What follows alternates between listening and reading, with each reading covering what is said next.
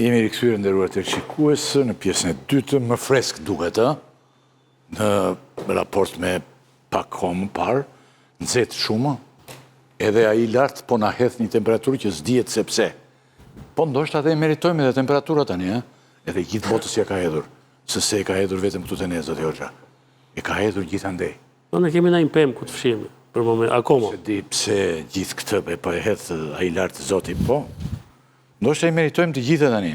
Në këtë emision në këtë pjesë tani, me gjithë agjenturat do të flasim për ngjarjet e aktualitetit. Shqyr dhe kaq, se do ishte bërtname. Do të vjojmë me atë që përmendëm në pjesën e parë, ku një shtetase, që doli aty Iqbalja, e pati ju, doli Iqbale Berisha Huduti, e shpallur non grata nga Republika e Shqipërisë. Pse vallë, e pyeta unë Iqbalen e gjithë, nuk është se më dhanë nxjerrim, po ishte e tensionuar e gjitha. Pastaj do të flasim gjithashtu për ngjarjet përsëritur ku studentët e Akademisë së Rendit janë elmuar sërish dhe dyshohet që ka ndodhur nga ushqimet e të njëjtës kompani, si ka emrin kjo kompani se gjithmonë e harroj unë. Sorial. Se këto i kanë emra të gjithmonë shumë perëndimore, pak kështu Sorial. Frankofon. Sori, si e ka? Sorial. Sorial. Është anglisht. Sorial. Sori Vizal. Al është shqiptar, Albania po. Albania, sori. është më falë. Sori. Po, e të pas kanë brenda fjallën, për falje, se kanë elmuar e njëta kompaniore. Të cilën prokuroria po jeton gjoja e gjitha, mund do t'ju pyes ju, por duket kompani shumë e fuqishme, që bën këto tendra të i çon ato ushqimet, t'i hanë popullata dhe të elmojnë. Dhe elmojnë edhe këta akademik të rinj. Do të flasim dhe për aeroportin e Vlorës, që duket sikur nuk do të hapet ndonjëherë, se duket sikur dy mashtrus janë këta klotët, dy. Njeri mashtrus shumë i pasur, tjetri mashtrus i vockët. Se ndodh kjo. Sa më shumë zjen ata aq më kollaj. Dhe nëse do kemi kohë, kemi dhe një temë tjetër që e kemi mbajtur një dy herë tani, për këtë që më ke thënë ti. Tjetër. Kush ka përgjegjësi për vdekjen e oficerit me kolli? Jo, me tjetër. Po. Vdekur me vdekur i gjallë me të gjallët, i thon kësaj. Tani nuk është ashtu. Nuk duhet të jetë ashtu. E po do ta themi ne, do të përsëritim, do ta themi, ma edhe që sot do ta themi, po. Në fund të fundit, kjo llogari është në botën që jetojmë, është meskinitet shumë i madh është. Atëre Iqbale Huduti, non grata, pse? Domethënë, mund ta inkludoni edhe me këtë pjesën që hoqëm të Iqbales, kur ta bëni që e futni për media sociale, ju e dini se unë nuk marr vesh dhe mirë nga kjo punë. Pra, Iqbale Berisha Huduti është shpallur non grata nga Republika e Shqipërisë me argumentin që ajo cënon sigurinë kombëtare. Kush është zonja Huduti dhe pse u shpall non grata? Po Klod Lala, ishte një lidhje, mos harruajmë. Ore ju prezentova unë, si jam mirë unë pasaj. Po nëzjetë e the vetë. Ola Zama, Ferdinand Dervishi, Artan Hoxha, Klodian Tomori, faleminderit shumë, dhe në qoftë se ka pritur, ka duruar, se nuk është në atë dhe, Klodiana Lala në një lidhje, që mund të ndihmoj me në një fjalë, po dhe posesht nuk prish në një gjithë madhe, sot. Shikoj në njërë, po është, posesht, nuk është. Ka ikur, definitivisht, pyeti njëra ati. Thuaj ore, është, ka është edhe një titull dhe libri, është gjalla po ka vdekur, është titull dhe romani. Atere. Pra, ta në qështë kjo Iqbale tani digjeti? Në këto kohëra të nxehta që thjesht, shumë të nxehta, rreth e qark shumë shërbime të botës po na vinë vërdall, dhe Iqbalen... Ka mundësi të kysesh me burin, po të gjithë më jemi ose me gratë ose me burë. Edhe rasti i Iqbales, më tepër se çfarë përfaqëson Iqbale Berisha, më tepër se çfarë përfaqëson ajo, është momenti kur është marrë ky vendim. Po të shikosh, ditët e fundit ka disa veprime konkrete që vinë nga qeveria, nga Partia Socialiste, duke u përpjekur të sillin fakte dhe argumente që protesta është nxitur, është ushqyer, është mbështetur nga regjimi iranian. Masi u morën me Dritan Goxhaj. Dhe Iqbalja u gjetë si edhe... Iqbalja... Kishte edhe arsye, thuaj, në rastin e Iqbaljes i plotson më tepër kushte se sa Dritan Goxhaj, për ta fajsuar ose për ta akuzuar si njëri i cili është në shërbim të regjimit iranian. Shërbim të regjimit, thodi. Tani, është fakt që sektori ose drejtoria antiterrori Policinë e Shtetit, që ditët e para të protestës ka filluar dhe ka marrë në hetim një seri personash që janë shfaqur aty. Pra, duke patur parasysh fakti që mund të kemi të bëjmë me ndërhyrje të shërbime sekrete të huaja apo të agjensive të cilat duan të dëmtojnë Shqipërinë, dhe në listën e gjatë të personave, se kanë një listë gjatë, ata kanë thirrur shumë nga personat që kanë qenë në protestë, një pjesë tjetër i kanë mbajtur në vëzhgim. Rasti Iqbalës është plotësuar dokumentacioni, është dërguar ministrit Lamallari dhe ministri Lamallari vendosi që ta shpallit pa dëshirueshme Iqbale Berishën për shkak se, pra për 15 vjet, për shkak se sipas ministrit Iqbale Berisha është një personazh e cila ka mbështetur regjimin e Iranit. Kryeministri e nxori sot në një foto, kjo ishte prova më e madhe, besoj. Ylli e ketë mbas shpinë. E nxori foto me ish presidentin Ahmadinejad.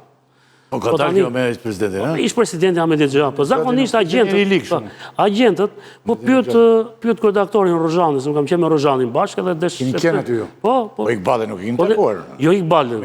Ahmadinejadin. Po tani, me këtë logjik që kanë nxjerrë ata, i bie që dhe Rozhani tjetë agenti i mukabaratit iranian. Tani, foto i është dhënë publikut sot nga kryeministri si argument që ja ku e keni me Ahmadinejadin. Po jo çdo njeri që bën foto, për më tepër, agjentët nuk bëjnë foto me presidentën dhe të ekspozohen. Është në të kundërtën e parimit kur veprohet në të tilla nivele. Pra ti nuk ekspozohesh, ti mundohesh të jesh i fshet. Gjithsesi, është parë aktiviteti që ka patur në media Iqbali, qëndrimet që ja ka mbajtur, dhe po them me atë standard që është vendosur ndaj Iqbale Udutit, Berisha, lista është shumë e gjatë, do të ketë persona të tjerë që do të shpallen non grata, sepse që nga momenti i fillimit të luftës Iran-Izrael dhe pastaj Shtetet Bashkuara të Amerikës, ka patur një seri njerëzish që kanë mbajtur qëndrime të tyre shqiptar nga Republika e Maqedonisë, Republika e Kosovës, të cilët po të ndjekim të standard duhet t'i shpallim gjithë non grata në mos vinë në Shqipëri. Në rastin konkret, zonja ka ardhur në Shqipëri, në ditën e protestës. Jemi okej me që është e përdorur është shumë e kuptueshme.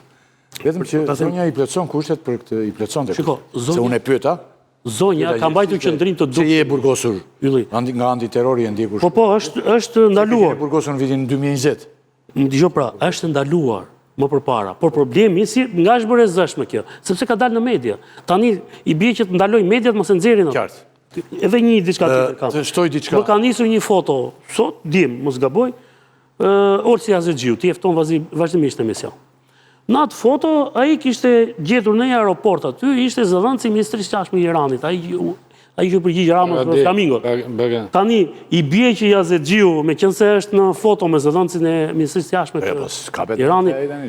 Flasim, po ta them në këtë parim. Unë kam bërë për shembull fotografi me Gaddafin. Po, në këtë situatë... Muammer Gaddafin në Libi. Në këtë situatë, po, te Çadra. Ishim grupi te Çadra, e madhe, sa pallati. E që me Lulzim Bashën. Në Sirte, në vendlindjen e tij, jo me Lulzim Bashën, kam qenë me gazetar, me Shkullakun, ka qenë një 6.000 veta nga gjithë bota. Po kur, keni që më herët se ishte ministri i jashtëm Bashën. Por që ishte... Se dhe i mori delegacion. Embargo, ishte embargo. Ne kemi udhëtuar me autobus që nga Tunizia, me autobus se nuk lejoj me avion, dhe kemi foto në Sirte, në thirin Sirte, i kunajt shumë që u bë pritje madhe në Tripoli, dhe zbritën pasaj në Sirte, dhe kemi bërë foto aty, bile unë këto foto i a thosha një zëvënsministri tonë të atërshëm, pusho se ja dërgova ma Rizalinos të qikoj, i ke bërë foto me Gaddafi. Se ne s'kish ishtë atoshin, gazetarishë. Tani, e fundit që ta mbyllë të kjo. Që nga konkuzohet njeri u për këto gjera, kupton? Po e marim të mërëqen faktin, që mund ketë interferenca të shërbimeve të huaja apo të vëndeve jo mike të Shqipërisë. Por shërbimet tonë, shërbim informativ, shërbime antiterrorit, policia kriminale, për këtë punë janë, për t'i evidentuar, për t'i lokalizuar, dhe për të mbrojtur rendin dhe sigurinë dhe jetën e protestuesve. Sepse nëse aty ka interferime të huaja, atëherë u rrezikohen edhe protestuesit, ata janë shqiptarë dhe qytetarë të Tiranës që dalin aty. Dhe shumë mirë që ata bëjnë punën e tyre. Por që të justifikosh gjithë të punë me shpalljen e Iqbales, ne kemi patur në protesta tjera që janë bërë në jug. Kanë qenë ato të agimitar, disa personazhe, që kanë qenë dikur me agimin e artë, dhe tani janë me këto si logjet e Vore e Pirit. Por protesta aty, thelbi i protestës kanë qenë banorët e zonës.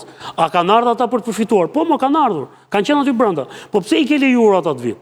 Kur ti i ke në kufi dhe i ndalon aty. Kështu që unë jam me këtë pjesën që ne duhet të jemi vigjilentë për të ruajtur nëse ka vërtet interferenca të tilla, por nuk mund të shërbej kjo gjë pastaj për qëllime politike, sepse unë vërtet veprimin e sotëm e shoh më tepër për qëllime politike të momentit, se sa një mas për të ruajtur rendin dhe sigurinë në Republikën e Shqipërisë. Kështu se ekstremistë janë mbronë po ka plot sa duash rregullat e gjitha, për shembull martesën e një buri me shumë graje të gjitha, po ajo është në drejtën e saj, në lirinë e vet. Shiko, ka një ngarkesë, po ta shohësh problematike, ka drejtuar një fondacion fetar Kurani me Selinë Prizren. Në vitin 2014 e kanë mbyllur këtë, bashkë me disa ONG të tjera. Ne kanë akuzuar pastrim parash, financime dyshimta, përhapjet ideologjisë radikale, fetare e tjera. E kanë akuzuar se organizonte ligjërata, botonte libra fetar të papranueshëm, rekrutonte të rinj për të dërguar për studime fetare në Iran e tjera e tjera. Ka vizituar Iranin me ftesë zyrtare, që kemi fotografi në ty mbrapa. Ndërkohë që ka aktiviste shumë madhe në Iran të vajzën e vetë, e cila ka bërë studimet. Atje ka mbaruar studimet dhe shfaqur në mediat shtetërore iraniane duke u zotuar publikisht për xhihad kundër Shtetit Bashkuara të Amerikës dhe Izraelit. Cilësohet si agente e ndikimit iranian në Ballkan, pas vrasjes së këtij Qasem Sulejmanit të Gardës Republikane në Irak, kjo ka dalë dhe ka bërë thirrje të hapura për akmarrje ndaj Amerikës, gjë që ka çuar në arrestimin e vitit 2020 që e përmendet. Tani, edhe kemi dhe shfaqjen e saj në protest. Tani, kemi dhe është akuzuar se kur ka retorik të rënd, pra kundër urrëtitjen e emër të Allahut, thret për kryengritjen ndaj qeverisë së Shqipërisë e tjera, por në qa kontrollova unë se qa ka thënë kjo larte, poshtë nuk është se del kjo gjë.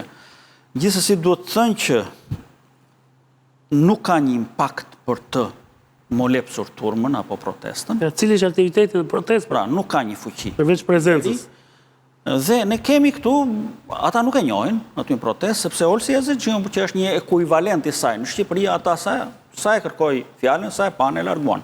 Kështu që nuk besoj se ka më shumë se sa analiza që nxori Artani që o burra tani të gjejmë në një agent apo poliagent për të justifikuar protestën dhe molepsen e saj nga agenturat e huaja, që është një tentativ shumë e kotë.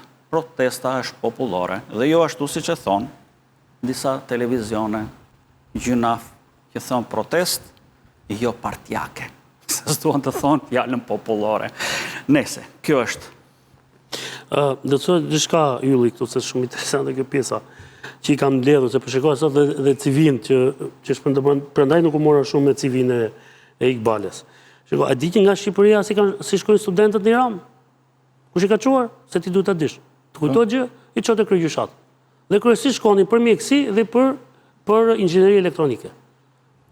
Madje disa nga ata janë kolegët tanë në për studio, edhe pse se tregojnë më. Po kanë qenë atje, kanë vajtë si student me bursë nga kryegjyshata. Sepse ambasada iraniane në atë kohë baba Reshatit, mos gaboj, i kishin dhënë një kod dhe ata shkonin atje dhe ishin kryesisht këto deg. Pra, inxhinieri elektronike dhe po kjo nuk do thotë që gjithë ata janë kthyer në agent të Iranit. Ose këta që kanë vizituar Iranin, se ka bërë foto kjo zonjë atje. Për shembull, fondacioni që ka pasur Irani në Shqipëri merrte shkrimtarë më të njohur në vend edhe i çonte atje. Dhe kjo i lidhe Persia, kryesisht historia e Persisë, dietarët pers, autorët dhe shkrimtarët pers, pra ishin në këto kuadër. Sigurisht që ata punonin për t'i bërë. Ata kanë shkuar, është e vërtetë që ata kanë pasur një synim në Shqipëri, po jo të tanishëm, të mëparshëm. Gjithçka ka ndryshuar me si thua acarimin e Shtetit Bashkuara, Izraelit e tjera. Po ka qenë fondacioni Sadi Shirazi. Me largimin e ambasadës, me probleme që kemi pas në këtu, gjithçka ka shkuar drejt, po thuj, zeros. Po më përpara kanë bërë investime dhe diku në shërbimi tonë sekreti kanë dalë të dhëna, të dokumentuara që kanë dashur të bëjnë dhe një televizion. Pra, dikur Po, këta kanë pas goxha fuqi. Por kjo fuqi tani është minimizuar. Radio Teherani vazhdon ta ketë emisionin gjuhë shqipe, nuk e ka mbyllur. Sektori gjuhës shqipe. Po pra sepse ata janë të detyruar ta mbajnë për shkak të kundërshtarëve politikë që kanë në Manz. Janë detyruar patjetër që të bëjnë një farë ballance. Jo, e kanë pas gjithkohë sot.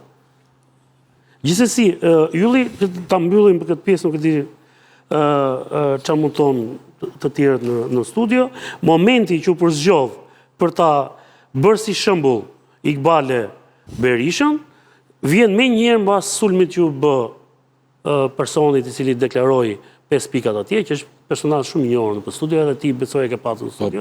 Dritan Goxhaj, pra duket sikur Jo, unë e kam thirrur këtërat e thira me insistim, por redaktorët e mi dhe nuk pranoj dhe u habite shumë. Qeveria po mundohet të japi fakte që Irani është i përfshirë te protesta dhe ja ku i kemi njerëzit e Iranit. Po kjo prandaj u bëa për të njollosur protestë. Temat e debateve, mbas Dritani prandaj nuk ka pranuar që të vise duke u marrë me individin dhe jo me frymën që ka protesta, sepse nëse ka qenë Iqbale Berisha në protest, nuk përfaqëson gjithë frymën e qytetarëve që dalin atje. Po flasim për Cila strategji është? Piketol 10 deri në 20 persona, bëjë jo, mos e vazhdo. Në këtë plan, jo, këtë drejt. Po jo, po këtë drejt, po përsërit atë gjë që ne bëm. Ne bëm pikërisht në emision këtë gjë. Spjeguam që kjo po përdoret me këtë qëllim, që thatë ju. Protesta, thelbi protestës, pjesëmarrja masive e gjeneratës Z, po edhe njerëzve të tjerë, është njerëzve që janë në hall dhe kanë punë të tyre. Dhe qeveria sa më parë ta lexoj këtë, aq më pak një qytetari nga Prishtina. Establishmenti sa më shpejt. Jo, ajo ka probleme. Ka probleme të tjera, ata e kanë gjetur. Po nuk është, kanë gjetur pikërisht. S'është më jo, po janë dy gjë. Pikërisht këtë tha dhe deri tani Hoxha. Ajo ka probleme dhe ata e gjetën me këtë problem. Pse se kanë dalur përpara? Pse protest? Ka dhënë për televizione intervista pa fund. Pse u kujtuan tani? Po pra, pikërisht për atë. Dhe duhet vetëm te argumenti që ajo nuk ka impakt. Ajo s'mund të bëj, domethënë 20 ditë të rria, aty s'bën dot për vete 3 veta. Plus i nuk i ka lëshuar njëri mikrofonin të bëj propagandë. Më dhe të marrë mikrofonin, se mos e se njohin, po që do bëjë ajo? Kjo s'ka folur më, jo? Mund të marrin dhe zvarë, mund të marrin dhe zvarë e ta edhe të tje. Ty aktivistët ju në këshan studio më spjeguan që ajo nuk ka folur. Nuk ka folur, jo. Ka shpëndarë 100 euro, erdha me burin, më tha mua, dhe shpëndava 100 euro ujra dhe gjera. Diku që da mikrofonin, në fakt. Ja da qeveria që e bëri lajmë dhe ne media ishim të detyruar ta. Tani, kalojmë... Shikoje pak se... Jemi okej, po këtë thamë. Pikrish në këtë mënyrë ndërtova unë, edhe për njërin dhe për tjetë. Mund të mos kemi qef njëri në portitin ulle, por duhet të themi atë që është e të. Pra tani, këtë pasjurim për të marrë drejt në mikrofonit ka dha e Rama. Tu eth ka lek Irani, eth Izraeli, eth Greku, ne duhet ishim vendi mi pasur në botë me kaq lek se u si s'na rajnë lek toj nga këto. Gjithë kjo lek i mafë, lek i Iranit dhe këtyre, si s'na rajnë lek në dorë. Elmojnë për erës dytë akademikët e policisë është një ngjarje shumë tronditëse. Duket që po të duash e bën dhe qesharake, si ngjarje, se ne qesharak jemi pak si vend dhe si njerëz, të gjithë pa përjashtim, por kjo është një ngjarje që përsëritet brenda 2 muajsh. Të njëjtët njerëz me ushqimin e njëjtët aktor. Të njëjtët aktor. E njëjti mikrob. I njëjti mikrob. Dhe ironia... Përsëritje 100%. Ironia e dikujt. Pas 1 muaj. Ata ishin 60 të elmuar, dhe Befas përfaqësuesi aty, administratorja kush ishte, një zonjë doli dhe tha, e lexova unë diku në një gazetë. Kanë futur ushqime nga jashtë. Kanë futur ushqime nga jashtë, sikur këta të 60 kishin ikur dhe kishin ble ushqime nga jashtë. 60 veta, me njerë. Kishin ble ushqime nga jashtë dhe ishin elmuar. E kupton çfarë tallje? A tani dikush nga ju na e shpjegon tani që kjo catering merret nga kompania Sori Al. Herën e parë kjo kompani u gjobit me 1.5 milion lekë dhe aktiviteti u zhbllokua. Çfarë ka ndodhur tani? Kush ma shpjegon? U bllokua dhe pas disa ditësh, pas një ri-inspektimi, Autoriteti Kombëtar i Ushqimit vendosi që ta zhbllokoj. Pra çfarë ndodhi? Ka qenë java e parë e majit, 7 maj ka ndodhur. në mos gaboj data 7 maj, kur kanë qenë rreth 60 studentë Akademisë së Sigurisë, të cilët janë ndier keq dhe janë paraqitur me urgjencë në spital, ku kanë patur shenja helmimi nga ushqimi. Janë marrë mostrat nga Autoriteti Kombëtar i Ushqimit dhe janë çuar pranë Institutit të Veterinarisë, ku rezultoi që një nga mostrat, që ishin pikërisht makaronat e gatshme, me kanë rezultuar pozitive me stafilokok dhe Escherichia coli, që është një bakter shumë i rrezikshëm, duhet thënë, për organet e trupit. Pra, jo vetëm në fazën e helmimit ky lloj bakteri. Pas rezultateve të këtyre analizave, Autoriteti Kombëtar i Ushqimit bën pezullimin e aktivitetit të kompanisë Orial dhe i vendos edhe një gjop në vlerën 1.15 milion lek. Pas disa ditësh vendoset që të pezullohet. Deri tani ajo çfarë është thënë publikisht nga Autoriteti Kombëtar i Ushqimit është që është bërë edhe një herë një inspektim i ambienteve ku shërbente kompania Orial pranë garnizonit Skënderbej dhe ka rezultuar që kushtet higjienike kanë qenë brenda standardeve.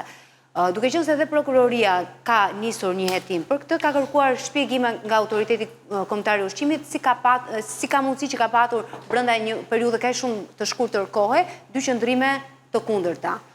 Megjithatë, edhe përpara se ta zgjidhte prokuroria këtë çështje apo të hetojë, tashmë është dhënë dhe prova e dytë brenda në harkun kohor të një muaji e gjysmë, që kompania Orial ka rrezikuar sërish shëndetin e studentëve në Akademinë e Sigurisë. Dhe sërish nuk pranojnë që të marrë përsipër asnjë përgjegjësi. Ajo që vjet re është qëndrimi i policisë së shtetit nëse në rastin e parë shpalli në kërkim administratoren, po ashtu edhe disa nga stafin teknik. Pronarja në mos gaboj ka qenë dhe administratori Alma Tafani.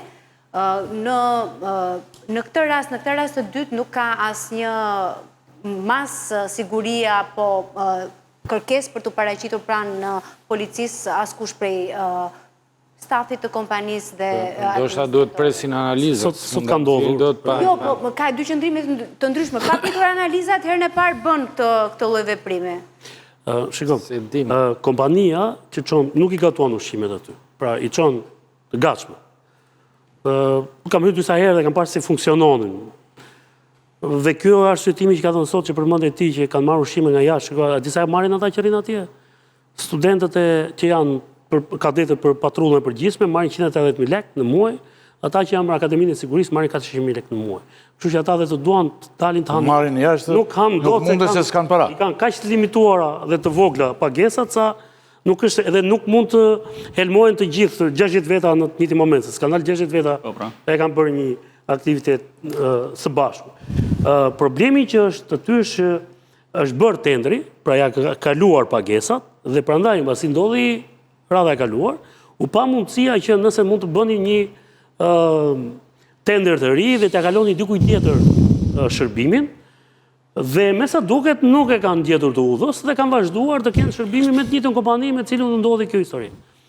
Është një debat hylli në të gjitha stacionet e policisë, në drejtorinë e policisë, në komisariate. Policia e shtetit ka pasur një trashëgimi nga kaluara që kishte kuzhinat e veta. Pra forcat speciale, komisariatet kishin kuzhinat e veta. Quajtën të tepërta që policët hanin ai lugë gjellë dhe kishin më lirë se të shishte për jashtë. Më lirë dhe të sigurt që nuk do elmoshin. Po patjetër dhe prandaj sot i gje policët me byrek për jashtë. Atje sepse nuk u del rroga. Me atë rrogë që janë policët e janë njerëzit më të predispozuar për të helmuar nga ushqimet që marrin, se marrin më të lirat e mundshme. Tani ky debat është diskutuar dhe sidomos kur i hoq ushqimi dhe repartit speciale rënera, dhe ata me catering marrin. Është fakt që kjo kompani prodhon 1000 paketa ushqimi në ditë. Pra kjo kompani nuk punon vetëm për Akademinë e Sigurisë. Po pra, po kjo është e çuditshme. Por nga ana tjetër, po të shikosh menun aty, se shumë interesante menuja. Menuja e këtyre që do të jenë në radhë e policisë oficerët e ardhshëm, aty ishte pilaf, makarona, fasule, kos, qumësht dhe salam. është një lloj, mbaj mendun, siç merrte ushtria në kohën e Rosë. Tani mes këtyre produkteve që përdoren për ditë. Kjo çudia si se radhën e parë helmon me makarona. Pra, nuk ishte Nureddin Dumani që u bë nami, që desh na helmuan, e kishte makarkalec o vlla. Vërtet është vrasës e ku di unë, po ishte makarkalec. Kurse këta çkretet me pilaf e makarona i helmojnë, se edhe pilafin, se ky është ditë për Pilaf sjell ky prapë. Pilafë ishte edhe makarona, se ai kaq shkon ajo. Pilaf, makarona, fasule. Tregtisësh ka qenë. Tani, policia e shtetit të rast nuk duhet ta kalojmë siç kaloi edhe herët e tjera, se nuk ka të bëjë vetëm me pse ka ndodhur kjo gjë. Po do ta zgjidhni një herë mirë trajtimin e kadetëve të vet. Mbrëm 31 kadet përfunduan në spital, sot në mëngjes 29 të tjerë. Për praktikisht dhe sa kishin ardhur ata nga stërvitja, edhe nga kursi që kanë bërë nëpër komisariate. Pra, helmojnë Kastile morit. Edhe vetë për imazhin e policisë nuk Kur është helmojnë Kastile. Ka një gjë shumë çuditshme. dyshimi për atë që ka ndodhur. Ndodh te spitalet. Se ajo prodhon 1000, thash. Ndodh vetëm paketa. këtu. Kjo është gjëja më e çuditshme e gjithë kësaj historie. Gjëja më e çuditshme e gjithë kësaj historie është të mos vësh mend nga historia e parë. Tani AKU-ja ka këtë pretendim. AKU-ja thotë unë nuk e bllokoj dot kompaninë. Pse? Sepse ligji më thotë që në rast se ndodhi era e kaluar, që u elmon, Që vu gjoba. ligji më thotë, unë e pezulloj, i vendos kushte që ai të vinë në parametrat e higjienës, dhe pastaj jam i detyruar që t'ja hap rrugën prap. Pra nuk mund t'i bëj, nuk mund ta mbyll si kompani. Kështu thot ligji. Me këtë histori pas një muaji ne do mbledhemi prap këtu dhe ata do helmojnë prap. Pra kjo po bëhet qesharake tani. Inspektimi është bërë në mungesë të kushteve higjieno-sanitare për sa kohë ka ndodhur Tek ne ka ndodhur te çerdhet, ka ndodhur te konviktet, ndodhi tani dhe tek kadetët e policisë. Pra nuk lejohet vazhdoj kjo gjë. Tek policia është era e tretë brenda vitit që ndodh. Dy herë janë bërë publike, një hera ka qenë pak më e eshtur si ngjarje, po 3 herë është, nuk e di tani. Pra policia ka patur një zgjidhje në të kaluarën dhe e zgjidhën në atë formë, nuk e di pse e hoqën. Ajo është e vërtet, i mbalte edhe trupat brenda. E di kur Tani nuk është çështja si të zgjidhim se si ushqejnë studentët, është çështja si të zgjidhim sigurinë ushqimore në gjithë vendin, edhe te spitalet, se është e njëjta kompani që kur ja bëjnë studentët policisë te spitalet harrohet se spitali e thotë ec. Aty spitali në trajtimi, ku zgjigonin ai? Atje në serumin e Ata policët apo edhe përgjigjen pse ndodh vetëm atje se në spitale nuk ndodh ti je në trajtim. Ata policët e elmuar do shkojnë spital. Spital kam prapë të ushqimi e kësaj kompani. Por kompania çon atje. Domethënë këta po nuk fitojnë imunitet duke në ushqim të elmuar gjithmonë, jo. Tani duhet të presim herën e katërt edhe të marrim mbase po bëjmë një studim ylli po. Jo, ne qeshim, po kjo është në rënd. Jo, po është për qeshur, dhe kjo është një histori për qeshur. Do të atyre që janë atje që ne atje kemi shpresë. Ore, para fitoro vetën tënde, fillon ke një ëndër të bësh punonjës policie, kupton ti tani, dhe në 2 muaj një pas një të ndje të gëdhiesh i helmuar. Mos e kanë kështu mos eksperiment policor. Po helmimi është vrasje më bor. Po patjetër vrasje, është tentativë vrasje. Vaj si reagon organizmi. Tentativë vrasje më. Unë se marr vesh çfarë shteti jemi ne më. Ja, ky është vesh ti puthësh të gjithë me radhat atë shesh. Sepse kjo është folën dhe ata të sheshi, folën sot. Njëri nga folësit ju referua dhe ngjarje sot. Kështu mitoman edhe kështu arrogant, që ngre një kompani kështu dhe bën çfarë ti do i kefi. Pronarin e kësaj kompanie më ashtu veshi bashorti kësaj sikur ka qenë arrestuar një herë për ca probleme korrupsioni dikur. Nuk është shtutit, nuk është e rastësishme këta njerëz na dalin para hyrjes. Nuk është e rastësishme na dalin. Po me sa pash në përlajme sot se unë kam marrë me pronësinë, ata thonë që është Nikolin Jaka. Është në pronësi të bashkëshortes bashkëtuese së zotit Nikolin Jaka, që është kryetari i dhomës së tregtisë dhe industrisë. Unë nuk mund të paragjykoj në bazë të individit që mund të jetë pas saj kompanie apo në hije, unë e kam me sistemin e ujë. Nuk gatuan Nikolin Jaka. Sistemin dhe kjo femra që ka dalë tani, dhe thotë që e kanë sjellë nga jashtë mikrobin. Po e ke për sistemin fakti që ky tani Elmon, ky do qefi dhe se gjen asgjë ose bashkëtuesja, është Kjo është me të mërshme, pra, që te pjesa e kontrolit doganor, që te pjesa e prodhimit, që te halka pasaj... O e mirë dakord gjitha këto i thomi. Edhe deri tek përdorimi nga kompanit, të cilat kanë monopolizuar tregun e tenderave të ushqimeve, kanë monopolizuar kompania në fjalë, bashkë me një kompani tjetër që është po në pronësi njëjtë, merë rreth gjysmën e tenderave të ushqimeve dhe të pastrimit. Edhe të pastrimit edhe të ushqimit. Ashtë bën një paketa në ditë. Të cilës i ndodhin këshu lloj ngjarjesh dhe që janë pasuruar me parat e taksa paguesve shqiptar, janë pasuruar edhe në ndërtim dhe kudo, dhe prandaj ati qytetarët protestojnë. Një vend që ka arritur në pikën ku policia nuk garanton do sigurinë e kursantëve, jo sigurinë e kursantëve kështu fizike, po sigurinë ushqimore të kursantëve të vetë, shëndetësore. Ushqimin e, do me thënë, ne presim që akuja, policia, shteti, të regulloj sigurinë ushqimore tonën të gjithë. Në shkolla, në kopshte, në qerdhe, në ku janë. Policia nuk siguron dot, nuk garandon dot sigurinë e ushqimit të kursantëve të vetë. Për herë të dytë, për 2 muaj, helmojnë të njëjtët njerëz. Dhe ajo ngrihet tallë me nderen kush del aty dhe thotë që ata blenë ushqim jashtë vetë. Jashtë dhe sollën mikrobin nga jashtë. Dhe sollën mikrobin nga jashtë. Me 1 persona apo me 2 persona, po të ishte kështu, jo me gjithë. Ore prokuroria, dakord, akuja, gjoja nuk ka shbeja, jo, akuja, që akuja, nuk eksiston akuja, gjë. Qa ka akuja, ma akuja, shko pyt këllëshën, thë në vetëm të akuja nuk futemi dot. Se ku kanë gjithat fuqi, nuk futen dot. Kush është tani se një zonjë që e tirëm në njërë dhe... Po sigurisht shkri njëra. Na iku në një vend tjetër, Deri nga Gjulameti është. Gjulameti është. Tani po ajo është. Zonja Gjulameti po ajo është. Ishtë deputeti e partisë. Është ka hallet partisë. tjera tani nuk mere dot me punë. Tani si spjegohet kjo, ta thoni ju mua. Mirë dakord akuja, dhe zonja Gjulameti mund të ketë hallet tjetë nga. Po, edhe nuk mere dot me këtë punë. Po prokuroria e tonë këtë gjë për shembull. Po atje të prokuroria e Tiranës me referim parë dhe rastin e dytë. Me referim të që ka bërë policia, se ka bërë referim policia e shtetit, e ka hapur procedimin penal, por me sa duket ata presin ato analizat që çojnë veprime mbase nesër, do të dëgjojmë veprimet e para që të bëj policia. Në rastin e parë, efekti ishte fare minim një gjop, 1.5 milion. 5 milion lekë mos gaboj të vjetë. Unë them, çfarë akuzë ngrihet në këtë rast? Asa to nuk paguhen. Është tentativë vrasje kjo, është tentativë vrasje, sepse është përsëdyti. Elmimi është tentativë vrasje. Tentativë vrasje të një numri të madh personash. A është kjo? Në këtu jam. Po, 60 vetë. Tere, urdhro të rrim, mos bëjmë asgjë, si randë e parë. Jo, edhe e përsëritur sidomos, është patjetër Po tentativë vrasje. pikërisht, kur vinte përsëritja është tentativë. Se hajtë të randë e parë, okej. Se kuptoj. Atëherë Ylli, në deklaratën që ka dhënë policia e shtetit vetë, thotë, kemi ngritur grup posaçëm hetimor, bashkëpunim me AMP-n, Agjencinë Mbikëqyrjes Policore, dhe nën drejtimin e prokurisë. Është prokuria e Tiranës që ndjek, dhe prokuria thotë veprimet hetimore. AMP-ja çfarë lidhje? Po sepse AMP-ja shikon a ka ceduar Stafi aty i kontrolli i akademisë. brendshëm i akademisë. Kontrolli i brendshëm. Dhe prandaj është futur. Dhe këta e vendos prokuria e Tiranës tani.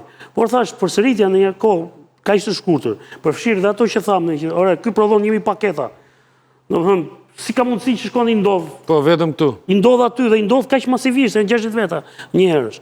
Dhe për më tepër, kjo nuk mund zgjidhet më me deklarata. Unë besoj që s'kish nevojë sot për e kuptoj që kompania do të ruajë emrin e vet. Po kjo lloj deklarate nuk i bën punë kompanisë. Më shumë bën deklarata e policisë sot sesa deklarata e kompanisë. Sot, nëse do të shkonte njëri se janë ndaluar ata djem të flasin atje, sot është ndaluar aty, se janë nën komandë ata, se po të shkonim sot dhe të pyesim kadetët e policisë atje se çka ka ndodhur, në të gjendje janë, se i bie që ata gjithë javës marrin dot vetëm as stërvitje, as qitje se kanë gjithkohon, as leksionet marrin dhe as provim t'japin. Kështu që kjo është një histori që policia vet, për të ruajtur imazhin e vet, sepse thash ajo që theti pak më parë, shumë qesharake. Pra, segmenti që ne presim të shpëtojë gjithë tjerët, bjen grop vet segmente. Çfarë ti bëjmë ne tani? Në moment që ti s'ruan dot kadetet tu, si do ruash ti qerdhet, kopshtet, shkollat nëntëvjeçare, ku janë E njëjta gjë është dhe aty ushqimi çohet po me catering dhe trupi, imuniteti i fëmijëve është shumë i ndjeshëm ndaj këtyre elementeve. Dhe thash, menuja ishte, nuk ishin as krudo, as karkaleca deti, as ku diun. Qartë, nuk ishin ushqimet Ishin pilaf, makarona, fasule. Ishin ushqimet shqiptarët kohës e Enverogës. Kaq. Pilaf, vetëm çaj mungonte nga kohë deri. Për çfarë duhen këto kompanitë, se nuk e kuptoj. Pse nuk mund të ketë një për të vjedhur, pse nuk mund të ketë një restorant policia? Kam pas menca. Edhe kuzhinën e brendshme. Shumë. Jo, më ishin ka patur thotë. Kanë qenë çdo komisariat Për kishte të vjedhur dhe për të ndarë. Ore, shiko Në atë kishta jep tenderin. Shiko çfarë skeme ka ngritur këta. Për shembull, e prodhon bulmetin kompanitë e bulmetreve këto Baxhët. Shteti tani nuk ja blet direkt këtyre. Baxhës, po yn në mes kompania, e kupton? Yn sekseri mes që çfarë skeme është kjo? Pse duhet të jetë kjo? Kjo skemë është në energji, kjo skemë është... Do më dhejnë, ne në çdo vend fusim në mes seksere, kupton? O Ylli, u zgjodh në një moment një mënyrë tjetër. Policisë i jepi një kartë me 100.000 lekë që të binin ushqime. Po ushqimet përcaktuara, jo çdo lloj ushqimi. Tani, ne jemi në këtë situatë. Ti derisa e vlerëson 100.000 lekë në muaj, po hapur mencat siç ishin dhe të hanë aty brenda, të jenë të sigurt dhe të hanë ushqime tamam, mos edhe cilësinë e ka më të mirë se s'është ushqim cateringu edhe po është aty edhe kosto të dalin. Justifikim u gjet. Nuk i mbajmë dot më mencat, sepse ato duan të blejnë çdo ditë, se ato blinin ushqime për ditë të freskëta, se duan ushqime të freskëta, dhe ato kanë kosto dhe na del më lirë me catering.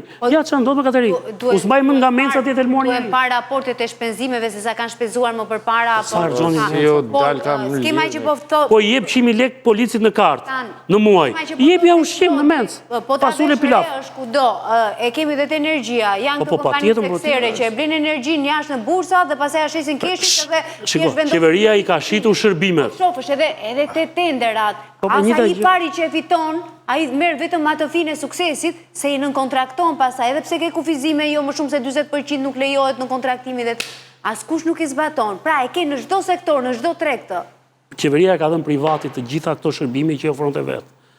Dhe që ishin më efektive kur i ofronte vetë. Dhe ishin më cilësore, sepse janë vetë policët që tregojnë aty brenda. Po mos them, unë besoj dhe Fredit i ka në rastë, se në sa komisariate kemi ngrënë brenda mencave të policisë, se ishe ushqimi dhe mi mirë dhe mi lirë. Dhe ishe ushqimi që më normal, ushqimi si gatuani në shtëpi, se ata nuk ishë mundësi për të ushqim tjetër.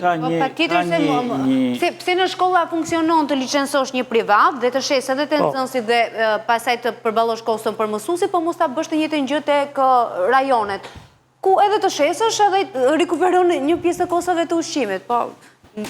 Shiko, jo, Artani tha një gjë që ne na duket shpenzimi i madh, por nëse në një komisariat të zënë, apo diku do gatuhet, aty ka një rregullim automatik të brendshëm për arsyen se ti nuk e gatuan dot keq dhe nuk i ble dot materialet hija, se do haj titullari. Dhe titullarit ti s'mund t'i çosh.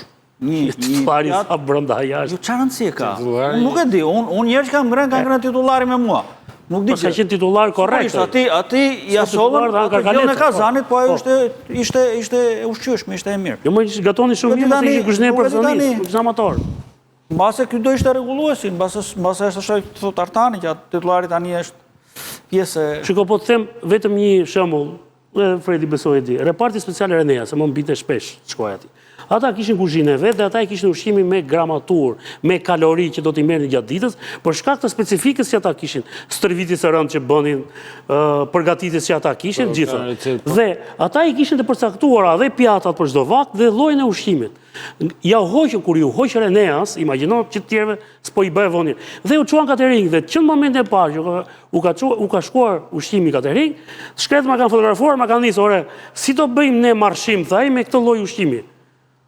Si mund të bëjmë ne, tha, sepse kur e kishin kuzhinën e vetë aty brenda dhe porosisin ata, na duhet ky lloj gatimi, na duhet ky lloj ushqimi, duhet marrim kaq fibra, kaq kalori, sepse e kishin, thash, pjesë të detyrës tyre, të ditës tyre, me një rast fundit për më të mos harroj, në Tropoj në 99, ku ndodhën ngjarjet e rënda, u dërguan forca speciale nga Tirana dhe u dërguan shefi komisariatit nga Tirana, shefi krimit nga Tirana dhe kryeministri dha dhe blindin e vet, për të treguar që si po i mbështeste.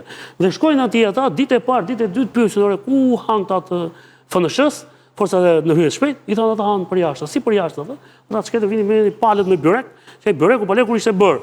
Edhe ato hanin. Si orë tha i lini ju të hani për jashtë, po ne tha mund na i helmojnë ta, mund ndodhi me urgjencë i shkërkuar gjë e parë ministrit, të rihapej menca. U sodën 3 kuzhinier, ngeli reparti brenda u vu gjithë reparti, u vu në funksion pasaj edhe të detyrës, se s'kishte më nevojë të brithin plus ishte një qytet i vogël. Baramsuri dhe sofronte dot edhe ushqim pra aq trupa sa vinin aty. Pra, kjo duket një gjë në pamje të parë duket një detaj fare i vogël. Po të shkonin për stacionet e policisë, do shikoni sa e rëndësishme është kjo gjë dhe sa e rëndësishme është për ta që të gatuhet aty brenda dhe plus sa është dhe çmimi. Ora e ke llogaritur 100.000 lekë në muaj? 100.000 lekë në muaj, ka mundësi t'ja japësh një vakt, në 8 orë, një vakt t'ja ofron aty. Ato i 100.000 lekë që ja jep në dorë, dhe i shkon i ble atje, ti e llogarit dhe do të japësh në turn një vakt polici ta ketë brenda stacionit policisë. Ja ku dolën lekët, se ti sot, pse e jep ti 100.000 lekë dhe i thoj shko te marketi i Artanit atje dhe do ta blesh atje. Jo, ti ja ofron si një vakt ngrohtë atje brenda dhe gjatë kohës si bën detyrën dhe ai stikën as nga detyra, ai ke aty se policia ka ndonjë problem tjetër, nuk hyn dot në lokale me uniformë, se ja u kanë ndaluar. Dhe ai mund të hyjë në lokal, i bëjnë dhe video, i nxjerrin për e marrim qafë. Gjithsesi, ky mendoj përsëritja e rastit për policinë duhet të gjejë një zgjidhje, sepse me këtë mënyrë mund të ndodhi prap. Kush ka garanci? Ta zëm se do ikë kjo kompani, do vi një tjetër. Cila është garancia që ofron atyre cilësinë e ushqimit së pari dhe së dyti, sidomos faktin që ushqimet që u serviren e tyre janë ushqime të freskëta dhe janë ushqime që nuk dëmtojnë shëndetin e tyre. Thash, nuk ishte ndonjë menu, në moment të parë mendova që çfarë menue do ketë qenë, se ndonjëherë ka dhe asortimente të cilat mund të ndikojnë tek ushqimi, po menua ishte më minimale e mundshme. Makarona, pilaf, fasule, kos, qumësht edhe helm t'i jedhësh me qëllim, është shumë e vështirë të helmohet me këto asortimente, me këto ingrediente, me këto. Avantazhi i një mense brenda është që ai do gatojë aty dhe e ka të nxehtë. Në temperaturë të nxehtë sado që të infektohet ajo, do është nxehtë, iku ajo. Po s'ka ndodhur me mencët. Njerëz që kanë qenë në pushtete në nivele të tilla, zënës ministra e kryetar tregtiçe që kanë qenë, vazhdojnë të mbajnë monopole kaq të rëndësishme dhe të tallen me njerëzit dhe është një shtet që nuk ekziston fare. Dhe këtu duhet të dalte përsërite ideja që ju thash më përpara. A duhet të ketë një hetim dhe prokuroria, kjo prokurori se ka filluar. Janë ndarë tani, këtu jeton vetëm Spaku dhe prokuroria e Tiranës, më konkretisht. Për akun vetë, aku uja, të kur s'ka siguri ushqimore këtu dhe brenda 2 muaj që elmohen akademikët e rinj të Ministrisë Punëve të Brendshme, merre me mend çfarë është siguria ushqimore për ne, për të gjithë ne. Dhe akuja është një instrument kriminal në këtë rast. Kriminal. Ajo deri të thotë, çdo me thënë, nuk kam çfarë i bëj unë, nuk e çfarë i bën ti që shkon të elmon brenda 2 muajsh. I bën referim prokurorit, pse s'ke çfarë? Si prokuroria tani? Si nuk operon? Çon prokurori? Jo më prokuroria vetëm duhet të trajtojë këtë gjë. Çfarë është kjo? E ka, në për këtë rast. Desa shteti, Për këtë rast e ka filluar hetimi prokuroria bashkë me AMP-n aty brenda për të parë që pse është përsëritur. Kjo a kanë problematikë edhe punonjësit e akademisë brenda, a mund të ndodhur diçka aty sepse kompania arrinte deri në deklaratën, nuk i dia lexove të ploti, po thoshte ka probleme, ka detë, thoshte direkt nga stërvitja pa larduar të shkojnë në Hambuk, thoshte dhe ndodhe kjo gjë. Thosh prokuroria s'kan larduar. Jo, e thoshte kompania. Po pse 6 kompania thoshte, po. E kanë kompania thotë s'kan larduar ata. Nga stërvitja. Ja larduar thoshte shkojnë atje. Dhe 60 veta nuk lanë duar dhe të 60 nuk lanë duar dhe u elmuan të 60. Në të njëjtën ditë. Se peti këtë. Erdhi ujë me helmë dhe u elmuan.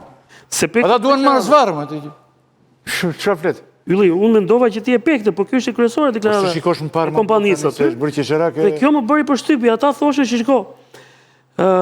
Si thot, janë konstatuar dhe dokumentuar raste të futjes dhe konsumimit në ambientet e akademisë të produkteve ushqimore porositur nga jashtë sistemit të furnizimit. Ky thot është një element faktik që e kemi dokumentuar thot, por thot ka ndodhur thot që për shkak të rasteve kur kadetët e policisë vinë nga stërvitja, nuk i respektojnë kushtet e higjienës, nuk kanë larë duart, nuk kanë përdorur ujë të nxehtë, se kishte specifikuar. Nuk i kanë larë duart me ujë të nxehtë, por i kanë larë me ujë të ftohtë ata. Kjo është histori kotaniste. S'kan përdorur ujë të nxehtë. S'kan përdorur ujë të nxehtë Dhe për këtë shkak, thoshte, mund të jetë edhe ky një nga elementët. Tona, i prokuroria do të marrë dhe këtë talje, mos e kjo është talje. Është histori tamam talje, se ajo herën e parë u faktua që ishte nga ushqimi, nga makaronat. Tani qa janë, jo po s'kan lartë duart, jo po... S'ka lartë duart, do thotë të tallesh në një mënyrë të tillë që meriton tjetri të bëj çfarë të dojë pastaj me ty. Si në një vend... Si mund të tallesh në këtë mënyrë? S'ka lartë duart. Ikim nga ky moment, të presim, Në këtë moment, thoi, lani duart me ujë të nxehtë. lani duart që të mos ndodhë prapë pas një muaji. Me ujë shumë të nxehtë, të gjitha. Si kone Covid. Se ajo tjetra Kur thoshte ishte Kurseni. ministri i Shëndetësisë në Ardhnova, më kujtohet mua, bëra një TKT, unë ka një rubrikë në gazeta, TKT e kam dhe tani, te sajti, që lani fut një kajmë të shajin ujë të ngrotë, pasi ktheheni të gjitha, kur ishte ministër. Dhe ky ka punuar, dhe ky zënës ministri ka punuar me në Ardhnova. Po ajo parti kanë qenë. Ajo parti kanë qenë e bashkë, dhe Po tha dhe zënës kryeministri. kanë përdorur shumë ujrat e nxehta dhe të ftohta. Ylli, edhe zënës kryeministri Balluku po e mban, tha lani rrobat në sajtë 30 gradë, tha që mos... Jo, mos çojnë kondicionerin në...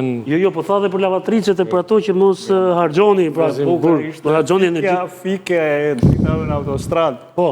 Ishte, se unë bëj autostradë Shqipërisë. Dhe sot naza e madhe i ka fikur. Kemi drita vetëm 1 kilometër në kavaj. Po. E do e fikmi më dhatë. Kalojmë një moment tjetër, që vazhdon të jetë interesant dhe po ka që... Qesharak, sa ky. Tragikomik është dhe ky. Aeroporti i Vlorës në dorë të mashtruesve ka mbetur tani.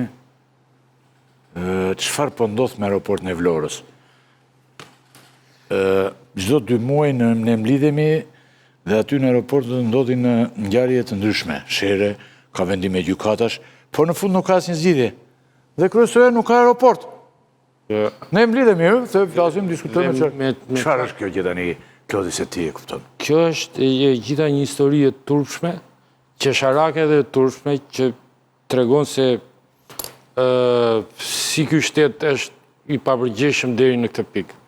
Janë dy ortak, të cilët kanë probleme, kanë konflikt me njëri tjetrin dhe që kanë marrë peng një vepër kaq të rëndësishme publike, se duket sikur askush dhe askujt nuk i bën përshtypje kjo. Aty, si që theti, ka pas vendime gjykatash, kundër vendime që eri japin të drejt njerëz palë, pastaj eri japin të drejt palës tjetër, por ndërkohë nuk zgjidhet asgjë.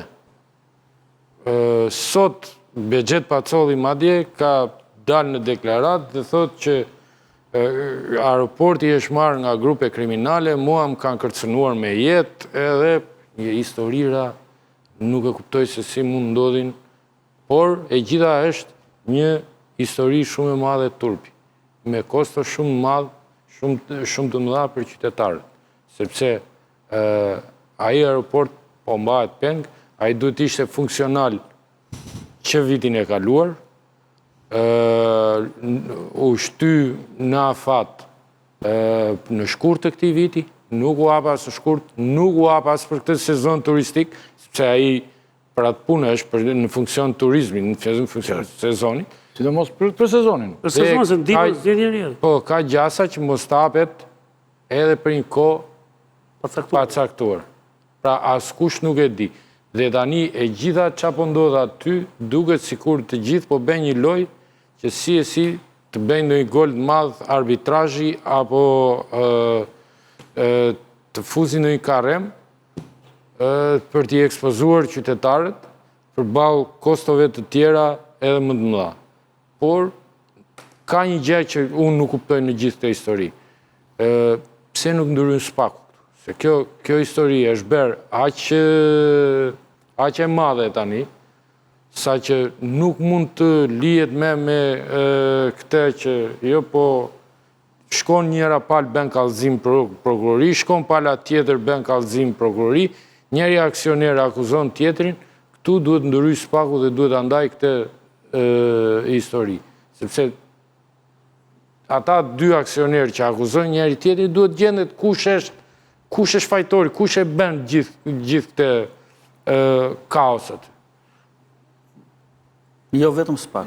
Jo SPAK, aty duhet ty SPAK. Vetëm SPAK-u, se kemi dhe një lider global ne. Falë, një sekundë, dy fjali. Kemi dhe një lider global ne. I ka miq ata. Ai e ka fuqin t'i thras, ata, thras dhe prokurorin, të flasin dhe me të gjithë, dhe t'i detyroj ata të mos bëjnë e mos kërruen me paratet e shtetit shqiptar. E ka fuqin. Pse se bën? Ai mund të ketë shumë fuqire. Ka fuqin. Ai ka fuqi për shumë gjëra. Por në këtë situatë, ai është mirë mos bëj asgjë, sepse me qa po shoh unë, gjithë kjo punë prandaj po bëhet që të fusi hundët qeveria dhe të ngrihen çështjen për arbitrazh pastaj. S'ka pse i fut hundët publikisht ai. S'ka pse i fut hundët publikisht, siç i futi me Agon Channel. Ai mund t'i fusi, mund t'i thrasi ata njerëz në zyrë dhe të flas me ata njerëz. Jo, edhe me Agonin i futën edhe jo publikisht ata dhe dolin në arbitrazh, sepse ish sekretari përgjithshëm i kryeministrisë nuk e bëri publikisht takimin me Beketin. Po fal atij takimi dhe gjërave që u thanë aty, është vendim të arbitrazhit ajo. Ajo ishte një nga arsyet kryesore që u vendos gjoba 110 milion euro. Por nuk është ky thelbi. Këtu ka një histori ku dy njerëz akuzojnë njëri tjetrin për krime monstruoze. Njeri thot më ke kërcënuar me jetë, tjetri thot më ke grabitur, edhe ti më ke kërcënuar me jetë, njeri thot je lidhur me rus, tjetri thot je kështu. Pra kjo është një histori që duhet të ndërhyjmë patjetër SPAK. Dhe t'i jap ta zgjidhë këtë punë. Kush është problemi?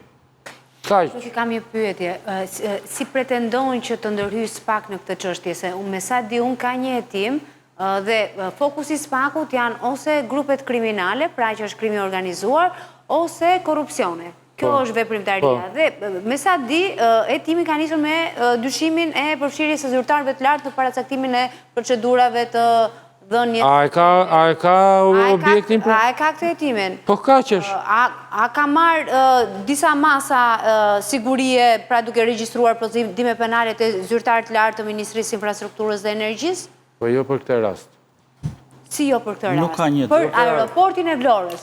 Për aeroportin e Vlorës. Për koncesionin e aeroportit të Vlorës. Po duhet të ndaj edhe këte histori, pra se a i nuk mund të ndaj që unë... SPAK nuk mund tjetë gjykat si që zgjidh një konflikt mes dy aksionerve. Ne kemi një pretendim të Zotit Pacolli që pretendon që po ja rëmbejnë pjesën e aksioneve të tij të aeroportit Vlorës. Kemi dhe pjesën e Valon Ademit, i cili pretendon që të ketë që të gjitha aksionet. Ajo që unë kuptoj është janë gjykatat të cilat pse kanë blokuar deri më sot 47% të aksioneve që nuk kontestohen nga vetë Valon Ademi dhe duke i lënë aksionerit minoritar administrimin dhe si rezultat blokimin edhe të punimeve. Po tjetë për çështja ambientaliste, pse shqiptarët sot po protestojnë aty, mirë është që aeroporti Vlorës të mos ishte ndërtuar fare në atë zonë dhe jo turizmi, sepse ai do ishte një aeroport personal i ngritur qëllimisht për resortet që do të ndërtoheshin në Zvërnec për të pasurit. Atëherë, historia... Çështja është, çfarë ndodh kur nuk zbatohet vendimi i gjykatës lartë në shtetin shqiptar, Klodi? Që është një vendim gjykate. Po pra, dhe që dikush tjetër shkon me kamiona, bllokon derën dhe policia s'bën asgjë. A është objekti SPAK-ut? Cili? Se kush e ka fuqinë të mos e lejoj zbatim? Mos veprimi i policisë. I policisë, i ministrit, i ministrit, po pra, këte po të them. Pra, ne kemi një histori që kjo në prokurorinë e Tiranës është kallëzuar ka qënë shtator, vjetë shtator. Pra, po ben gati vitin. Dhe nuk po ndahet asgjë. Shiko, ka një tim të SPAK. Dhe në Mosgaboj, në datën 12 prill të këtij viti, ka marrë të pandehur, ka marrë në hetim, me akuzën për shkelje të barazisë në tendra, Klejda Angjelën, sekretare përgjithshme. Këta komisionin tendra. Po, të Uta Balili, pra komisionin e vlerësimit të koncesionit. Të koncesionit. Dhe, pra, këtë hetim ka SPAK-u aktualisht. Ndërkohë, një nga problematikat që ka SPAK-u, për rastet që ka të bëjë me korrupsionin, është koha dhe hapësira. SPAK-u pret në jetë të piqen kushtet që ata të kryejnë veprimin. Ndërkohë, ky është një investim strategjik i qeverisë shqiptare, i cili ka një impakt shumë të madh edhe mbi ekonominë shqiptare, edhe për qytetarët shqiptarë.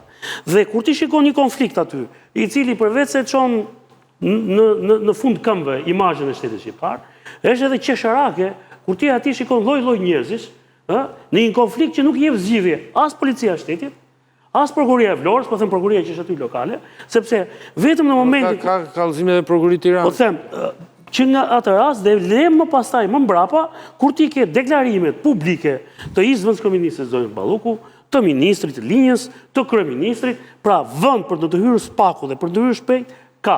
Spaku e ka hapur një hetim, pra po merret me komisionin e tenderit, por nuk është ky e koncesionit. Por nuk është ky problemi i madh që kemi sot. Problemi i madh që kemi sot është kemi ngelur në një gërç që është qesharak. Secili nga ata merr një grup gangsterësh, merr një polici private dhe përballen atje. Ore po do vriten. Ka për të vrarë. Aty do ndërhyjnë pastaj. Po ndodhi ai.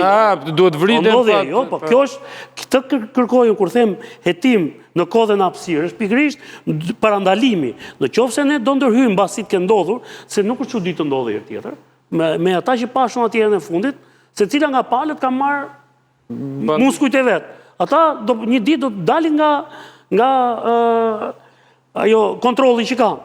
Dhe nuk është çudi të ndodhin para kësaj situate, por më tepër që na ka bërë një vend qesharak. Kemi dy aksionerë, të cilët janë futur në konflikt me një tjetrin, edhe kanë lënë shtetin, po sikur të ndodhi dhe portit Porto Romanës që kemi ne. Po sikur të ndodhi ta Jekurudhët që s'mbaron kurrë. Që është Jekurudh, ai tjetri me kazma me lopata mbaron për 6 muaj. Unë nuk e di sa vjet ka Jekurudha e famshëm që kemi ne. Pra, nëse ne na ndodh në çdo sektor që aksionerët e kompanisë, masi kanë marrë koncesionin, krijojnë një situatë të tillë. Pra sot njëra nga palët thotë unë dua të punoj, thotë mos më lë ky tjetri. Ai tjetri edhe brenda jo thotë ti s'mund të vish të punosh këtu brenda ato, sepse pa u sqaruar këtë situatë. Dhe në fakt, gjithë ky konflikt nuk po ndodh se ata ortakët, pra Valoni dhe Bexheti janë në një konflikt mes tyre. Konflikti është më i madh. Por asnjëri nga ata nuk e thot kush përgjegjësia e shtetit dhe me kë zyrtar të lartë ose politikan të lartë. Ata kanë bërë deal, me kë kanë bërë marrëveshjen? Në fakt kanë ndihmuar. Ky është problemi i madh. Kanë ndihmuar tani pak. Tani ata nuk mund të inkriminojnë veten, ne nuk mund ta presim këtë. Po tani, nëse duan të zgjidhin situatën, shiko. Jo, si të zgjidhin situatën, thonë. Ne jemi qytetarë të Shqipërisë, duam aeroportin punë. Ore, shiko, mbas ata. Në këmbim të aksioneve. Mbas ata. Po pikërisht të duhet thot ai, cili ministër shqiptar i ka thënë që kur të mbarojë punimet kaq % aksioneve do kalojnë këtë llogari. Se dikush e ka bërë këtë. Ë? Kështu ka ndodhur, prandaj janë aty ata. Cili e ka bërë? Kush është ai i lartë që ka krijuar këtë situatë? Sepse ne sot shohim vetëm pikën fundore, ata që përplasen. A ka shanse të zgjidhet kjo çështje apo do të ndryshë shteti? Kështu siç ka nisur Ylli. Duhet të ndryshë shteti, nuk ka shanse. Por vendimi i gjykatës lartë. Vendimi i gjykatës lartë ka rrezuar dy vendime të shkallëve të tjera. Ata kanë bërë kundër. Duhet të zbatohet vendimi i gjykatës lartë dhe minimalisht të mbarojnë punimet që të mos ketë kosto të paktën ekspozimi për arbitrazh, duke qenë se kemi një vendim të Ministrit të Infrastrukturës dhe Energjisë, zotit Enea Karakaçi, që i kalon vetëm 30 ditë kohë para 2 javëve në mos gaboj, pra edhe 2 javë kanë mbetur. Selim Pacolli tha po na la tha për 1 muaj e mbarojmë ne tha, për 30 ditë e mbarojmë. Jo, nuk zgjasin 30 ditë certifikimet. Jo tha për punimet. Madje po të shohësh edhe punimet nuk shkojnë më shumë se 70 milionë euro vlera e investimit, ku kanë faturuar me kushte tregtare, ku MAPCO veti ka dhënë hua kompanisë Via, ndërkohë që Valona Ademi me 2A grupin ka faturuar me normë fitimi. Atëherë ku e ke koncesionin këtu të bie të rrezohet koncepti koncesionit? E kishe bërë me prokurim publik, hapje garën pastaj merre kompaninë e operimit, ndaje të ardhurat, po kështu është kushdo gjë e ke tentativën ta bësh me korrupsion dhe me paracaktim. Këtë do ta bëj pastaj nuk më pëlqen personi në fjalë dhe të futet në aksion. Rëndësishme është që ne nuk kemi aeroport. Dhe për këtë vit ne s'do kemi aeroport. Lideri global që ndërhyn tek gjitha. Sigurisht, prandaj thashë ajo është lart, dilli është bërë lart. Sot ne po shohim vetëm pikën fundore. Por ai që ka bërë këtë gjë, duhet ndërhyj për ta zgjidhur se s'mund të shkojë kështu. Iku viti kaluar. Nuk do ta zgjidhë ai do të ndryshojë aksionerin atje. Shikon, ne si qytetarë na intereson të bëhet aeroporti dhe pastaj ta zgjidhin gjykat ku duan ata. Jo, mua si por në moment që ai bllokon aeroportin. E di çfarë më intereson më shumë Martan? Që çështja të mos shkojë në arbitrazh dhe shteti shqiptar nga dehja të bëj gabime dhe nga forca, disa zyrtar, disa për shkak të delirit të pushtetit disa për shkak sepse korruptohen edhe kur çështjet janë arbitrazh, të bëjnë gabime. Pra rrezikohet arbitrazhi. Po tjetër. Po sepse e ka kërcënuar disa herë zoti Pacolli. E gjetë Pacolli është duke luajtur gjithë kohën për arbitrazh. Dhe kërkon, me sa kam kuptuar, një shpërblim rreth 310 milionë euro. Dhe Bexhet Pacolli mund të... Ata do marrin 700 se është plani biznesit për... Po, ajo është... 700 milionë euro... 700 janë të ardhura. Marin ata pa bërë... Fitim, pare aeroportit e kështu. 700 janë të ardhura, jo... Bëri do centralin Beketi. Beketi këtë punë ka bërë. Atë i ishte mjeshtër. A i hapi kantieri Kalivace. Pacolli i ka irë kësaj rrugë e fortë. Po tani me qa shkruan edhe... Por me lek pa hargjë, mos është. Çdo gjë e ka me studio ligjore, pra rrugën ligjore, ai është duke e respektuar, duke e dokumentuar, duke sikur doli në një intervistë ku dha paralajmërimin e fundit që të mos hapte betejë ligjore në mos gaboj tek zoti Fevziu. Aty artikuloi dhe shifrën e investimeve që nëse mblidhet shkojnë diku te 310 milionë euro që pretendonte. Pra, ajo intervistë. Pra, e thënë me 2 fjalë, me 3 fjalë, me një të fjalësh do me thënë, Pacolli gjithmonë fiton. Nëse shkon kështu situata? Allah, thoi, shkrypen të. Pacolli ka mundur Jelcinin dhe Rusët o burë. Ajo është një... Aty duhet të hyjë spaku dhe aty duhet e tuar me themel, duhet e tuar... Aty duhet të hyjë spaku të edhe të nxjerrë fundin e kjo që do bërë. Duhet e tuar faturat, shpenzimet, situacionet, gjdo deal financiar, veprim financiar që është bërë. Ata tani po akuzojnë njëri tjetrin për falsifikime, për futje parash të krimit, do me thënë, ata po nxjerrin nga sheri, nga zënka, po nxjerrin çfarë është bërë dhe si janë futur parat e aeroporti Vlorës. Ola, nëse ne shpallim non grada Iqbale Udutin, nuk ta bën një dëm madh ajo Iqbalja. Dëmin e bëjnë këta. Ne merremi me ato. Po pra, të kysh dhe ai është objekti i sigurisë kombëtare. Aeroporti është objekti i sigurisë kombëtare. Më mirë ta lënë Iqbalen të hyjë lart e portë. Pacolli mund na shpall ne personon grada, jo të spallin ne. Iqbali është për bërë zhurmëlla, të mulojnë gjëra të tjera. Do me thënë ju thoni mund të hanë dhe arbitrazhin dhe aeroport tuaj nuk mund të ketë gjitha të presim atëre këtu. Çdo ditë që vonohet hapja e aeroportit është një kosto financiare dhe dëm ekonomik që u faturohet së pari taksapaguesve shqiptar, qytetarëve shqiptar. Atëre unë kam disa u merr shteti këtyre për çdo muaj vonesë. Gjop, 10.000 euro. 10.000 euro. Për çdo muaj vonesë nga fati i shkurtit që duhet. Atëre edhe një gjë tjetër kam unë. Ato nuk i paguajnë ata. Proces është ky me Bushatin shpesh e themi ne këtë, pasi mbarojnë në një temë. Themi proces është ky tani dhe vazhdon, ha? Proces i gjatë. Kush ka përgjegjësi, kemi një gjë të fundit dhe zoti Hoxha do na thotë një gjë dhe edhe zoti Dervishi po pati, po nuk e kemi kushtëzuar. Kush ka përgjegjësi për vdekjen e oficerit Mekolli? Mëngjesin e 4 qershorit në një operacion, siç e dimë, policor në zonën malore në fshatin Lozhan të Malikit, mbeti i vrarë efektivi Enea Mekolli. Së ditur Jaku është. Efektivi ndjes pas tashmë dëshmoria Deut të titull i vend këta me njerë pas vdekjes në net dekoratën dhe tona të rëndësishme të japin dekoratë. Gjenazen të paguajnë. Paguajt gjenazea më shtrenësisht edhe dekoratë. Bajrami jep këto dekoratë, zoti Bajrama? Po patjetër. Presidenti i Republikës e dha dekoratën. Ai ishte atje, shkoi vet. Vajti edhe. Dhe ju përballë me familje. Tani, edhe u plagosrën kolegu i tij Edison Adri. Tani, këtu çudia më madhe 3 ditë zgjat dhe ngjarja u harua zoti Hoxha. Zoti, së pari tani si është gjendja e policisë plagosur dhe çfarë ka ndodhur me hetimet për këtë çështje e dyta? Kita kemi edhe këtë, edhe e mbyllim dhe ikim dhe ne në shtëpi tani. Polici i plagosur Edison Adri vazhdon të jetë në spital, të jetë në spitalin e traumës. Është në kontroll në të rrep mjekësor. Tash dëmi që në momenti që ka ndodhur ishte plagosje e rënë. Për fat i ka mbijetuar ato që ishin rreziku i parë ka kaluar, por vazhdon të jetë i shtruar në spital dhe vazhdon të jetë në mjekim edhe pse kanë kaluar 20 ditë nga momenti që ka ndodhur ngjarja. Ajo që të bën Ylli në këtë para se të përgjigjem pyetjes tjetër që bëre ti, është fakti që ngjarja u mundua të kalojë shpejt e shpejt. Shkoi presidenti atje, u përball me xhaxhajin e policit të vrarë, i cili i tha atë që mendonte, i tha, po na merrim qafi, po na vritin djem, po na vrasin kriminalet janë rrugëve, bëni diçka, i tha. Se po na bëni gropën të gjithëve. Tani çka ka ndodhur? Ju dha një shpërblim 50 milion lekë të vjetra. Policit që dha jetën në krye detyrës. 50 milion lekë të vjetra. Që mund t'ja pagonte, vetëm mos i shkonte në rrëthim ai që i vrau atë me ta aktivitet që merr. Së dyti, të gjitha njësitë e policisë së Shqipërisë, përveç qarkut Korçës, më sa diun, kanë dhënë nga 20.000 lekë secili, çdo polici ka Shqipëria. Qarku i Korçës ka dhënë 50.000 lekë për të ndihmuar familjen se ka lënë fëmijë jetima mbrapa. Ndërkohë, shoqata e policëve shqiptar që janë në Amerikë, pra janë policë amerikanë në origjinë shqiptare, ka mbledhur dhe ka sjellë shumë prej $10.000 si fillim. Aq mbledhën ata momentin e parë, aq sa janë, dhe i kanë sjellë familjes $10.000 deri në këtë moment. Pra, duket sikur janë dhënë të gjithë punonjësit e policisë në Shqipëri dhe shqiptarët që janë punonjës policie në Amerikë për të ndihmuar familjen.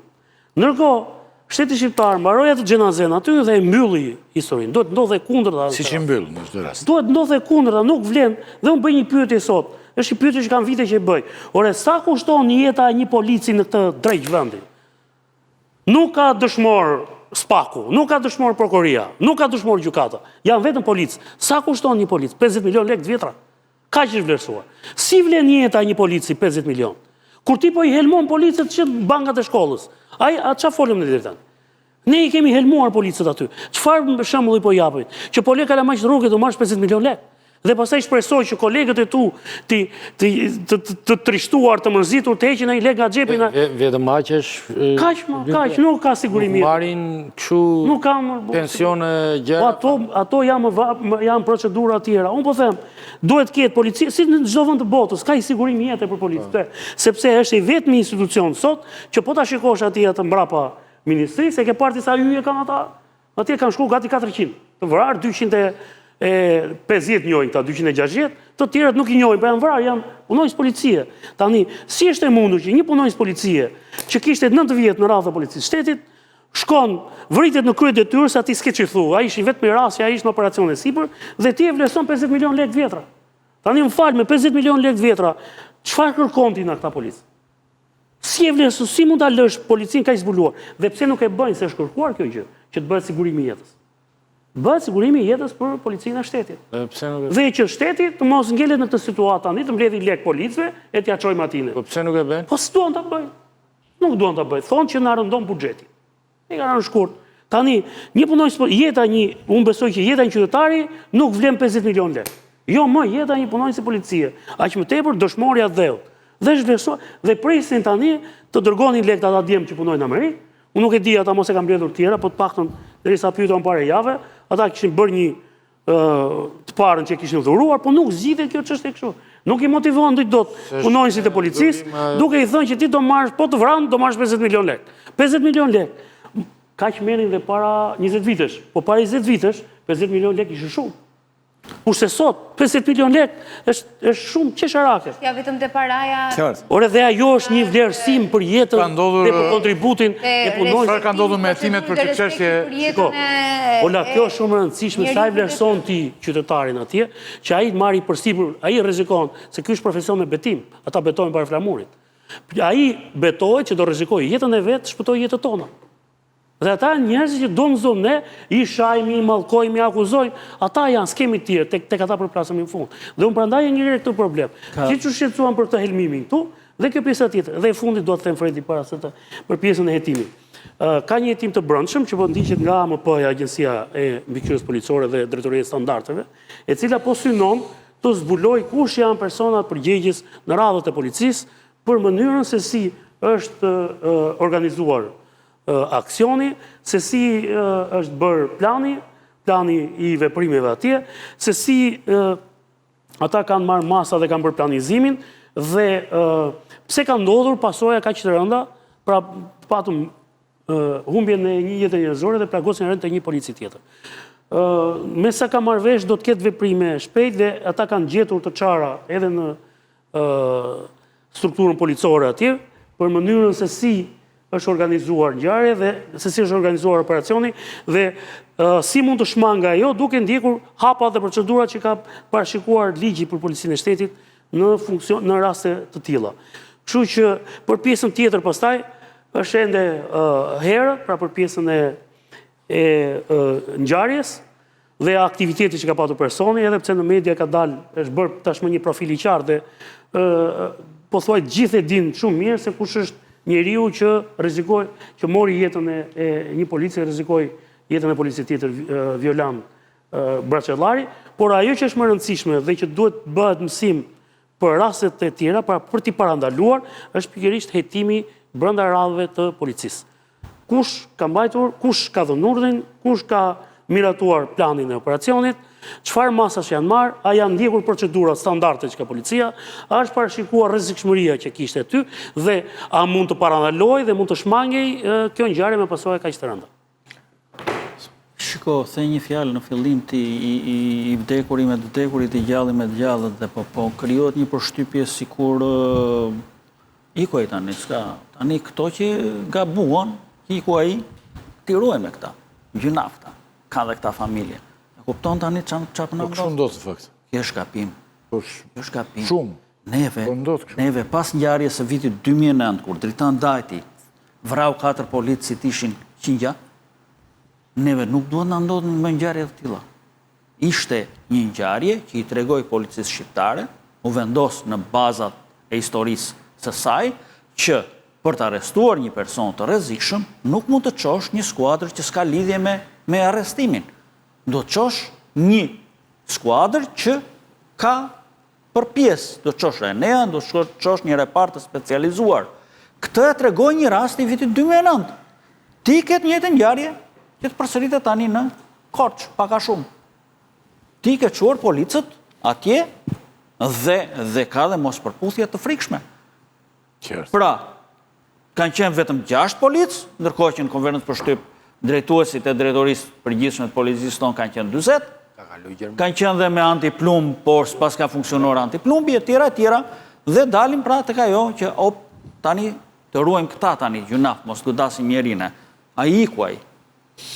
Ky është turpi. Nderuar televizikues, kaq ishte emisioni të mënyrën e sotme. Gjatë i ram, kur nuk i bie dot shkurt, njeriu i bie gjatë.